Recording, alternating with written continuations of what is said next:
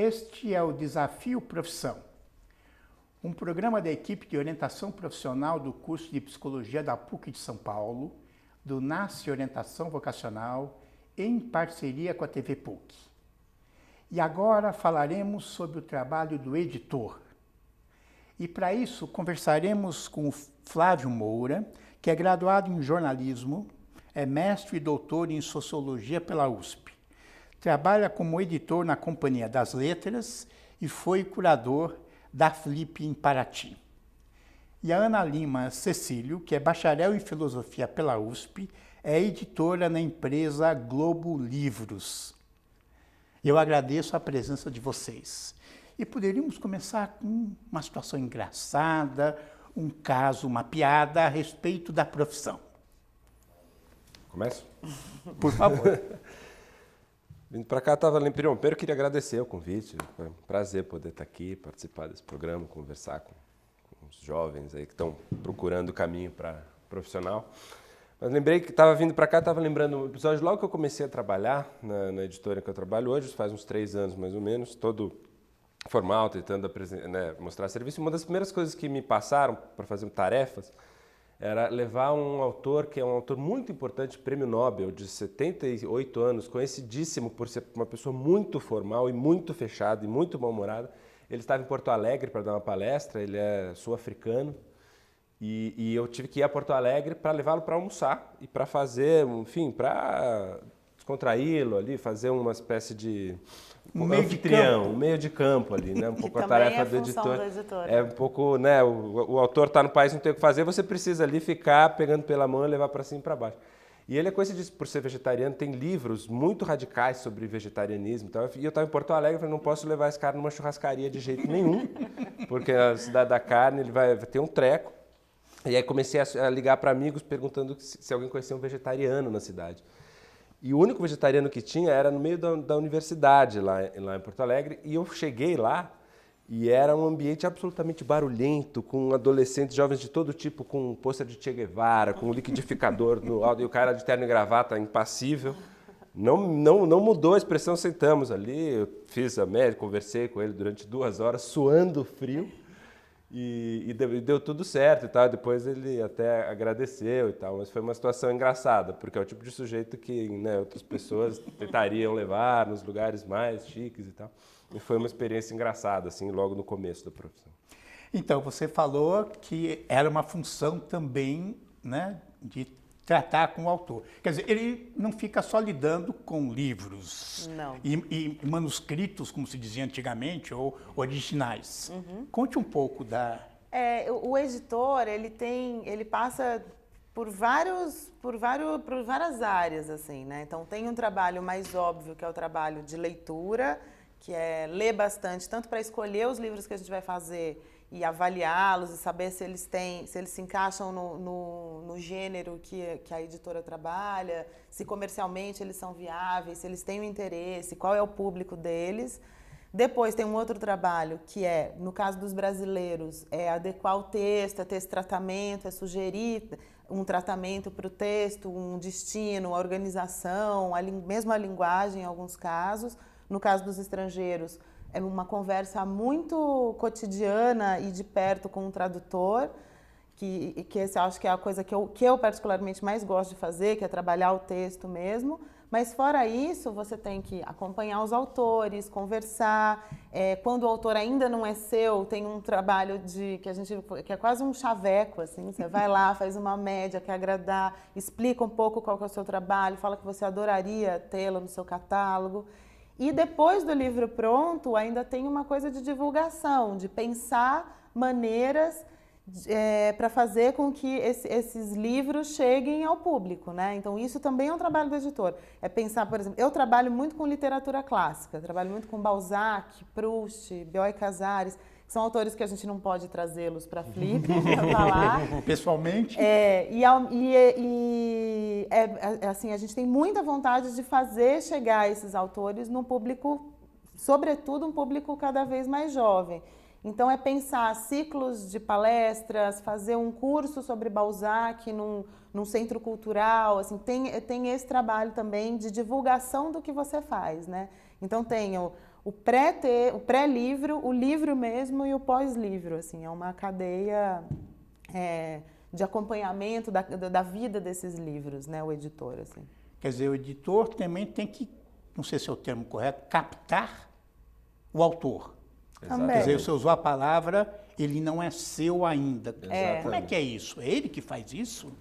Pois é, uma das tarefas do editor justamente é um cortejo, uma corte, assim, às vezes de muito longo prazo, para você tentar atrair um autor que está publicando por outra editora para sua editora, por exemplo. Sim. Então você marca almoços, explica por que você poderia trabalhar o livro dele melhor do que a outra editora está trabalhando, faz às vezes uma coisa de longuíssimo prazo, pode demorar 5 anos para dar certo, dependendo da importância desse autor, dependendo de como, né?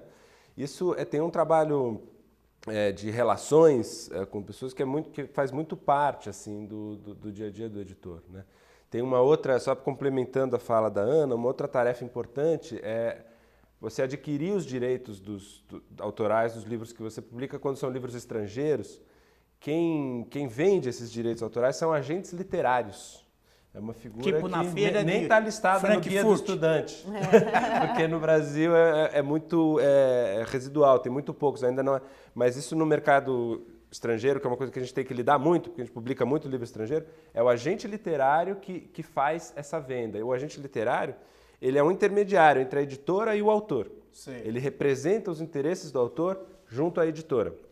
Então é dessa figura que o editor geralmente compra os direitos de um determinado autor. É como se falássemos um empresário de um artista. Exatamente. É isso? Exatamente. Você não tem contato com o artista. Muitas vezes não, muitas vezes é só com esse agente. E até ele pode ter morrido há pouco tempo, quer dizer, não está em domínio público, que são 70 anos da morte. 70 anos da morte. Você tem que negociar com alguém, é isso? Sim, aí nesses casos é mais grave, Silvio, porque aí tem os herdeiros. Que aí os agentes geralmente são os representantes dos herdeiros. E herdeiro é a coisa mais difícil que existe para se negociar. É um problema super complicado. Salvo, claro, honrosas exceções, mas em geral costuma ser muito difícil. E o editor com os autores nacionais ainda não famosos, que estão escrevendo, como é que acontece isso? Aí eu acho que tem 2 casos principais, né? Tem outros, mas tem um que é um autor que já estourou em outra editora, e aí essa coisa do que o Flávio disse, de você tentar trazê-lo para a sua editora, e aí tem um trabalho, você mostra o que você faz e o tipo de tratamento que você quer dar para a obra dele. E o outro é um autor que eu particularmente gosto muito, assim, que infelizmente a gente não faz muito na minha editora, mas que é cultivar um autor desde o começo. Então você pega um jovem autor, ou jovem, sobretudo profissionalmente, não é a idade. Mas o cara que tem um livro lançado por uma editora muito pequenininha, aí você traz ele para sua e fala, o segundo vai fazer aqui, aí o segundo ainda não acontece muito, aí você faz o terceiro livro dali a 2 anos. E é uma espécie de cultivar esse autor. Se tem um autor que você acredita muito, a Companhia das Letras, que é onde o Flávio trabalha, faz muito isso, né? Às vezes demora para o autor... Faz parte um pouco do perfil da editora lançar, às vezes, autores bastante jovens, apostando que eles vão amadurecer e vão produzir uma obra relevante. Então, muitas vezes é mais difícil, porque você lança um primeiro livro de um autor jovem, ele é muito pouco conhecido, você precisa torná-lo mais conhecido de qualquer maneira, você precisa convencer os jornalistas a resenhar aquele livro, você precisa conseguir encaixar esse autor em programas de entrevista, na TV, fazer com que os blogueiros escrevam, precisa usar as redes sociais, Facebook, Twitter, super importante. Participar de festival. Fazer com que esse autor participe de festivais pelo Brasil inteiro. Existem muitos festivais literários hoje em dia. Festival é concurso? Festival é como a Flip. Festival são eventos que o autor vai falar para grandes plateias sobre sua obra. Existem hoje muitos, em Paraty, a Flip, na Mantiqueira. Agora mesmo em São Paulo está havendo um chamado EMIL, Encontro Mundial, né? Tem a Feira do Livro, tem as bienais. Existem muitas situações em que o escritor pode aparecer, se expor e tal. Sobretudo no caso desses mais jovens, é muito importante que eles entrem nesse circuito para que os livros possam começar a acontecer, possa criar um grupo de leitores para esses autores. Mas aquela ideia que a gente vê em filmes, que um editor cheio de originais, lendo todos e tendo que dar respostas negativas para a maioria, isso acontece? Acontece. Olha, uma curiosidade, assim, eu leio bastante originais porque eu gosto muito, nem todos os editores gostam, assim, eu gosto pela curiosidade, pela coragem das pessoas, pela ambição. Eu acho muito bacana, assim, um cara no interior de São Paulo escreve um livro sobre ETs e transmutações genéticas e ele manda isso falando, esse livro vai vender muito. Eu gosto de ler isso, assim, mas... Eu conheço, acho que 2 casos, em 12 anos que eu trabalho com a editora, de um livro que veio de um original do Correio, assim. É sempre uma indicação. Muito raro, né? Você lê o blog do cara e você fala, esse cara tem um texto bom, vamos fazer. Ou um amigo seu fala, esse meu irmão tem um livro.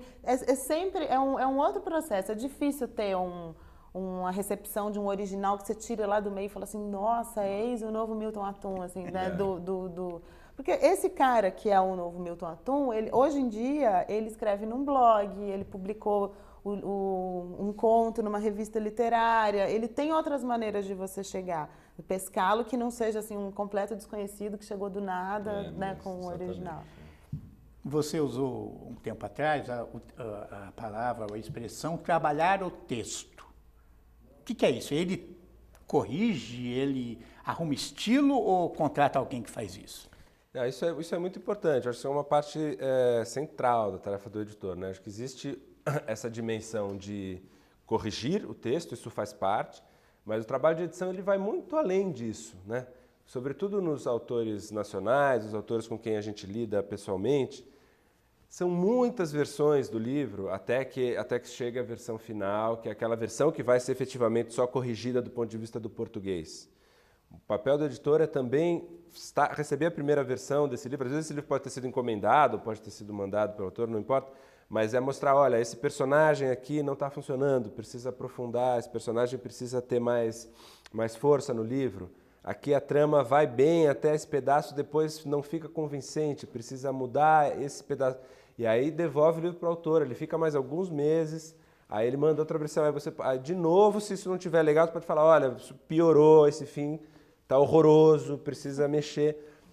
Às vezes esse trabalho dura mais de 1 ano, até que finalmente o editor possa dar, então essa aqui é a versão final do livro, aí sim entra esse trabalho um pouco mais meticuloso de efetivamente corrigir o português, pensar o estilo da frase e tal. Mas antes desse momento, existe muitas vezes uma etapa que é de transformações muito mais significativas, de estrutura no livro. Porque você está colocando, no caso de obras literárias, um editor tem que ser conhecedor da literatura. Muito. De literatura. Muito. Sim? Muito. Quer dizer, Acho que vai ser o repertório é uma coisa ele que tem que faz saber, muita diferença. mesmo não só para trabalhar o texto, mas nesse processo antes de comprar o livro, você tem que saber, você lê um livro de um indiano, como a gente fez, uma indiana que a gente fez lá, assim, você tem que saber, ela é filiada a quem, o estilo dela parece com quem, puxa para quem que comprou o livro de quem que compraria esse livro, né? Tem uma coisa do público, assim, e aí quanto mais repertório você tem, você vai saber quais são as ligações que esse livro pode te dar e pode te oferecer, né?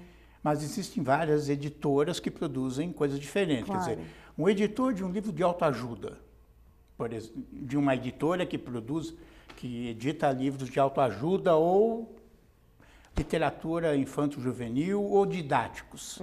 As funções modificam? Sim, é bastante diferente, diferente. Quer dizer, bem lembrado, nós estamos falando do papel do editor no caso de um livro de interesse geral, que é um livro de ficção ou de não ficção, não importa, mas que é um romance no geral. Que é uma parte pequena. O grande mercado de livros no Brasil é o mercado de livros didáticos. Sei. Isso é importante. Do ponto de vista de escala, tem até os números. Assim, o governo compra 1 bilhão e 300 milhões de reais todo ano de livro didático. E tem 2 editoras que ocupam 20% desse mercado, que são a Ática e a... Não é Saraiva. FTD, eu acho. Mas aí é uma coisa completamente diferente. É livro para escola, para ensino médio, para ensino fundamental, aprovado pelo Ministério, pelo MEC, e depois vendido para o governo. O editor ele precisa saber as normas estabelecidas. Exato. Aí é um tipo de ele trabalha muito perto de diferente. professor, né? Porque são os professores que vão dar as diretrizes dos exercícios. É livro didático mesmo. É outra coisa, eu nem saberia fazer isso, eu acho. E só para marcar, o editor de livros é diferente do editor de jornal. Bastante diferente. Que tem o mesmo nome, né? Bastante diferente, bastante diferente. O editor de jornal, ele precisa, vamos supor, que seria o editor de uma área parecida com a nossa, o editor de um suplemento literário do jornal, vamos supor, que sai uma vez por semana. Ele precisa, semanalmente, ter lá um conjunto de textos para fechar uma edição. Então, ele precisa... É um trabalho mais acelerado. Ele precisa encomendar um número de resenhas ou de entrevistas com autores ou de reportagens sobre livros semanalmente com muita intensidade, porque ele precisa de um material grande para poder ter um produto no fim de cada semana. Então, os textos, claro, são muito menores, são muito menos trabalhados, mas do ponto de vista de agilidade, de aceleração, assim, é bem diferente. E tem um compromisso mais forte com o que está acontecendo no mundo. Ele tem que ler todas as coisas. Não que o editor de livros não tenha, a gente precisa saber os livros que estão vendendo fora, quais são porque tem modismos na literatura, né? A gente sempre está pensando nisso também. Mas o editor de suplemento de jornal, ou de um caderno mesmo do jornal, um caderno diário, aí é uma coisa... Sim, tem outra coisa, quer dizer, o editor de jornal usualmente é um jornalista. Né? Exato. E vamos falar disso, quer dizer, é coincidência eu ter apresentado vocês dois e vocês não fizeram cursos de editoração. É uma coincidência no programa ou isso representa o mercado? Isso é representativo, né? Acho que a Ana concorda comigo. Muito pouca gente que trabalha com o que a gente trabalha veio diretamente do curso de editoração. Não sei explicar exatamente o porquê, eu sei que é um curso, no caso de São Paulo, é pequeno, são poucas vagas. Eu tenho colegas na editora que vieram desses cursos, mas são colegas bastante mais novas, mulheres em geral, têm 20, 22 anos, estão terminando a faculdade. E eu acho que esse cenário pode mudar. Talvez nos próximos anos, acho que mais editores vão ter vindo desse curso, pelo que eu estou notando com as pessoas mais novas. Sei. Agora, na nossa geração, é muito raro. É mais comum vir da filosofia, das ciências sociais, das letras, do jornalismo. São áreas afins em que a pessoa, por alguma razão, né, se aproxima da área, cria um repertório, gosta de escrever, gosta de lidar com texto, e aí a editora vira um... Importante lembrar também que a imprensa escrita hoje vive um momento muito ruim do ponto de vista de mercado. O jornalismo, a gente sabe, quer dizer, o Rio de Janeiro tinha o Jornal do Brasil até poucos anos, o Jornal do Brasil fechou, só existe o Globo. Em São Paulo tem a Folha de São Paulo, o Estado de São Paulo, que estão cada vez com mais problemas financeiros, cada vez também. demitindo mais funcionários. A editora Abril, que sempre foi uma grande referência no Brasil, fechou uma série de revistas, demitiu uma série de funcionários. Então existe uma crise efetiva no setor da imprensa que é maior do que a crise econômica do Brasil atual, mas com certeza. E isso faz também, eu acho, com que os jornalistas estejam migrando e estejam trabalhando com áreas afins. Então, mas o curso de editoração fica alocado na USP, pelo menos, na Faculdade de Comunicação, na Escola de Comunicações e Artes, e não na Letras. Isso. E não na Filosofia. Isso. Né? Quer dizer, o que se imagina é que na formação, essa formação mais cultural é menor. Seria mais técnica? O curso de editoração, ele tem uma coisa técnica que a gente não tem, que eu apanhei um pouco para aprender quando eu saí da filosofia, que é a coisa menos técnica do mundo, né? Eu sabia mexer com texto, mas assim, aprender os processos e até conhecer sobre distribuição, sobre comercializar os livros, foi uma coisa que eu aprendi muito na prática. Agora, eu participei há pouco tempo do 11º Fórum de Editoração da USP, da Faculdade de Editoração, e eu fiquei, assim, muito bem impressionada com o nível das meninas muito novinhas que estavam organizando, do nível da conversa, dos debates. Eu acho que assim, é inevitável você também ser muito envolvido pelo conteúdo, porque o livro precisa dizer alguma coisa, né? Assim, então, trabalhar com o livro sem pensar no conteúdo e na formação humana, assim, é muito difícil. Mas eu acho que ele está na ECA, não é por acaso, é porque ele exige uma série de procedimentos, assim, que a gente, nas humanas, a gente não tem. Eu tenho uma colega que é bem da minha idade, assim, que fez, acho que é dos primeiros cursos de editoração da USP, e ela tem, assim, alguns livros a gente edita junto, e é uma maravilha, porque você está junto, assim, eu tenho a coisa mais da formação das referências, e ela vem com os procedimentos, a organização, o cronograma de um jeito que é um conforto pra gente, né? Que sempre fica meio, não, vai dar, vamos fazendo assim que vai dar certo. E ela sabe exatamente fazer planilhas e tal, assim. Quer dizer, também envolve logística e um pouco de administração. Sim, Sim. sem dúvida. Também. Tem orçamento, a gente tem que lidar com as coisas muito ajustadas. Numa editora, por exemplo, lá na Globo, a gente tem 6 editorias, assim, de um modo geral. Cada uma delas tem um orçamento, cada uma delas tem que fazer. O Flávio também vive perdido nas planilhas Excel, reclamando. Eu vejo um Excel, eu tenho uma certa aflição, mas não pode ter preconceito com o Excel, é uma coisa que agora a gente que está mais velho está tendo que correr atrás. Quer dizer, tem que provar para o dono, é isso? Ou para o representante, diretor, né? que aquela obra Exatamente, merece ser editada. É isso? Existe um cálculo. Muitas vezes você pode gostar muito do livro, mas você não consegue convencer a chefia de que aquele livro vai ter um mercado para ele. E aí o livro dando prejuízo, por melhor que ele seja, são empresas privadas que lidam com uma lógica um pouco que o livro precisa. Claro que não é todo livro tem que dar muito lucro, não é uma área que as pessoas têm necessariamente essa mentalidade, mas o livro não pode também gerar um prejuízo. E isso a gente está falando a escala é muito pequena, isso é importante mencionar. Uma tiragem média de um livro, aquela impressão inicial de um livro desses que a gente está falando, gira em torno de 3.000 exemplares. É muito pouco, se você for pensar, um país como o Brasil, né, 200 milhões de habitantes, a tiragem média de um livro são 3.000 exemplares e você acha aquilo legal. E o e-book, como é que o editor fica com o e-book, com o livro digital? Acho que as nossas editoras, as duas, já têm todos os livros. O que mudou foi a maneira como a gente fazia os contratos, que teve no começo não era assim. Mas agora a gente, quando faz o contrato de um livro, quando compra os direitos, já tem, a gente faz o livro físico e o e-book. Eu acho fantástico, para o nosso trabalho, sobretudo, porque a gente consegue ler um livro que foi lançado na França, nos Estados Unidos, no dia seguinte que você consegue ter, e essa possibilidade de lidar com esses livros é maravilhosa. Na editora, o impacto, se a gente vende 3.000 de uma tiragem física, o e-book é muito menor.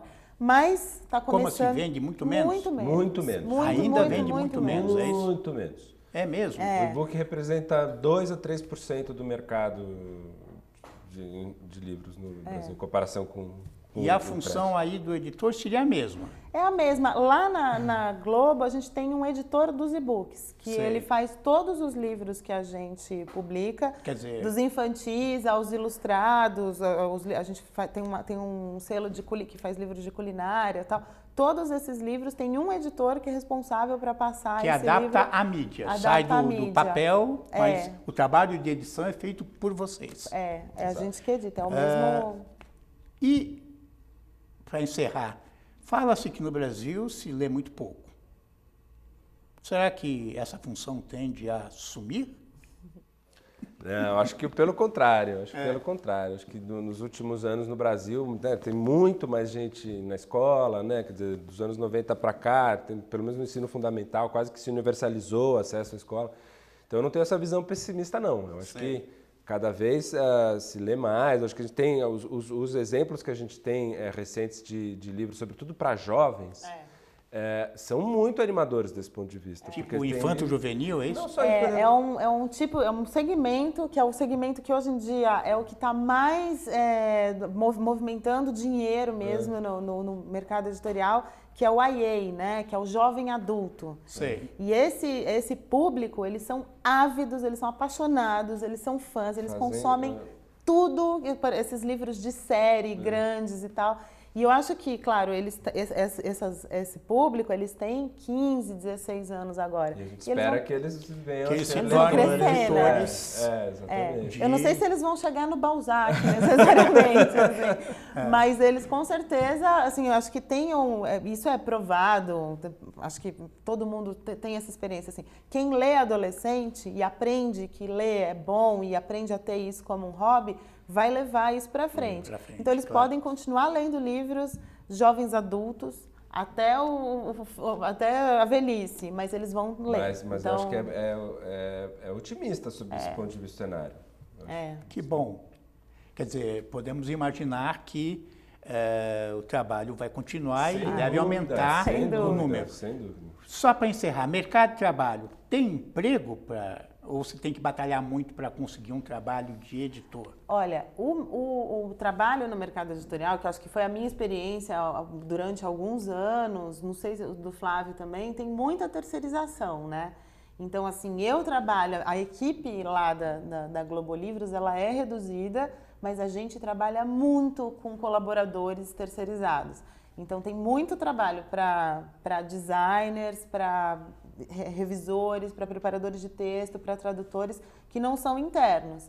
E quando o cara consegue ter um trabalho, a gente disputa um pouco, eu e o Flávio, alguns colaboradores. Disputa o tradutor. Os autores. Não, esse tradutor não, eu preciso dele. Ele está traduzindo para mim, é por isso que ele está demorando para me mandar. Então, tem mercado, as editoras elas estão no momento da crise, eu acho que elas estão se ajustando um pouco, mas, sobretudo, esse trabalho de artesanato, tem gente que se dá super bem, tem gente que trabalha a vida inteira assim, né? Eu acho que um caminho que tem sido cada vez mais comum, que eu noto, quer dizer, o profissional ingressar muito novo. Tem muito estagiário que ainda está na faculdade, e aí esse momento é muito... Para o estagiário existem muitas oportunidades. Tem. Porque, claro, para a empresa é um profissional barato e para o estagiário é uma chance de começar, de aprender. Então, eu vejo as editoras muito procurando pessoas muito jovens, muito capazes, assim. E esse é uma porta de entrada muito legal. Até virar editor tem um caminho, claro, porque precisa ganhar experiência. Mas isso eu tenho notado que tem sido um caminho frequente. Eu agradeço a contribuição de vocês e até o próximo Desafio Profissão.